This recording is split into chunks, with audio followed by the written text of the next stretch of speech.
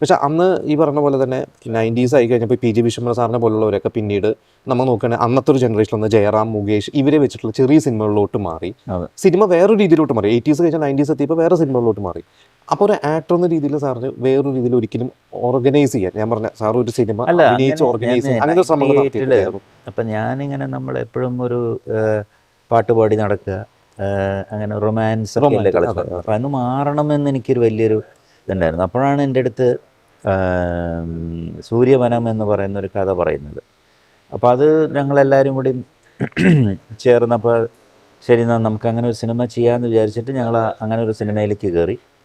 ആ പടം ഫ്ലോപ്പൊന്നുമല്ല, പടം തർക്കടില്ലാതെ ഒരു ആക്ഷൻ മൂവിയായിരുന്നു. അത് ബിസിനസ്സൊക്കെ ആയി അങ്ങനെ നടന്നു. അപ്പോൾ പിന്നെ അത് ചെയ്തതിന് ശേഷമാണ് ഞാൻ ഭദ്ര എന്ന് പറഞ്ഞ പടം ചെയ്യുന്നത്. അത് കഴിഞ്ഞ് ഫയർ എന്ന് പറഞ്ഞ മുരളിച്ചേട്ടന് ഞാനും കൂടിയൊക്കെ ഒരു പടം ചെയ്തു. അപ്പോൾ പടങ്ങൾ ചെയ്തുകൊണ്ടിരുന്നു, പക്ഷെ നമ്മൾ വിചാരിക്കുന്ന ഒരു സക്സസ് നമുക്കവിടെ കിട്ടുന്നില്ല. സാറ് ഇതൊക്കെ സാറിന് വന്നു ചേർന്നത് തന്നെയാണോ? സാർ ഒരു കരിയർ പ്ലാൻ ചെയ്തത് അങ്ങനെ ഒരു ശ്രമം നടത്തിയിട്ടില്ല? എൻ്റെ അടുത്ത് വന്ന് ആരെങ്കിലും വന്ന് അങ്ങനെ കഥ പറയും. അല്ല, ഇന്നത്തെ ഹീറോസ് നമ്മൾ കാണാം, കുറച്ച് സിനിമകൾ കഴിയുമ്പോൾ പിന്നെ അവരൊരു ടീം ഉണ്ടാക്കണം. ഒരു 10 വർഷമായിട്ടാണ് അതൊക്കെ കൂടുതൽ വന്നിരിക്കുന്നത്.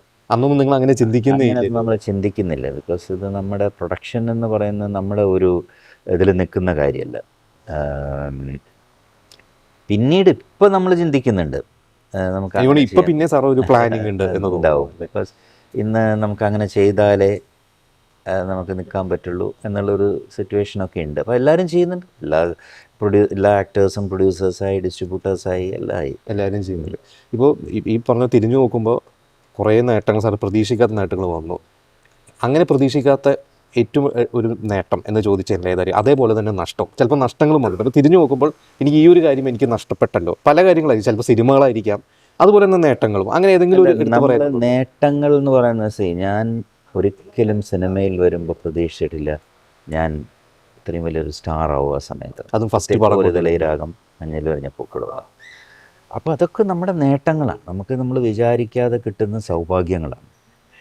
പക്ഷെ അതിൽ നിന്നൊക്കെ മാറി നമുക്കൊരു ഡൗൺഫോൾ വരുമ്പോഴും we have to take it in the right spirit, അല്ലേ? നമുക്കത് കറക്റ്റായിട്ട് ഓക്കെ, ഇതാണ് നമുക്ക് പറഞ്ഞിരിക്കുന്നത്, നമുക്കൊരു സക്സസ് ഉണ്ടായി, ഇനി ഫെയിലിയേഴ്സ് വരുന്നുണ്ട്, അപ്പം നമ്മൾ അതിനെ ഫേസ് ചെയ്ത് പോവുക.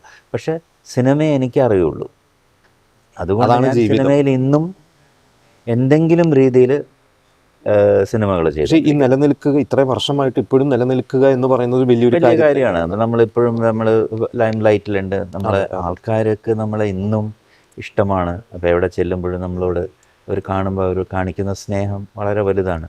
ബിക്കോസ് അതൊക്കെ നമുക്ക് ഇന്നും കിട്ടുന്നുണ്ട്. അത് ബിക്കോസ് അത് നമ്മൾ ചെയ്തിട്ടുള്ള സിനിമകളും അതേപോലെ എപ്പോഴും നമ്മൾ എന്തെങ്കിലും രീതിയിൽ ചെയ്തു വെച്ചതിന്റെ ഒരു റിസൾട്ടും കാര്യങ്ങളും. ഒരിക്കലും നഷ്ടങ്ങളെ കുറിച്ച് അങ്ങനെ ഞാൻ ഓർക്കാറില്ല. നേട്ടങ്ങളിൽ ഹാപ്പി ആയിട്ട് ഞാൻ അങ്ങനെ വളരെയധികം ബുദ്ധിമുട്ടിയിട്ടൊന്നുമില്ല. അപ്പം നമ്മുടെ കാര്യങ്ങളെല്ലാം നമ്മൾ നടന്നു പോകുന്നുണ്ട്.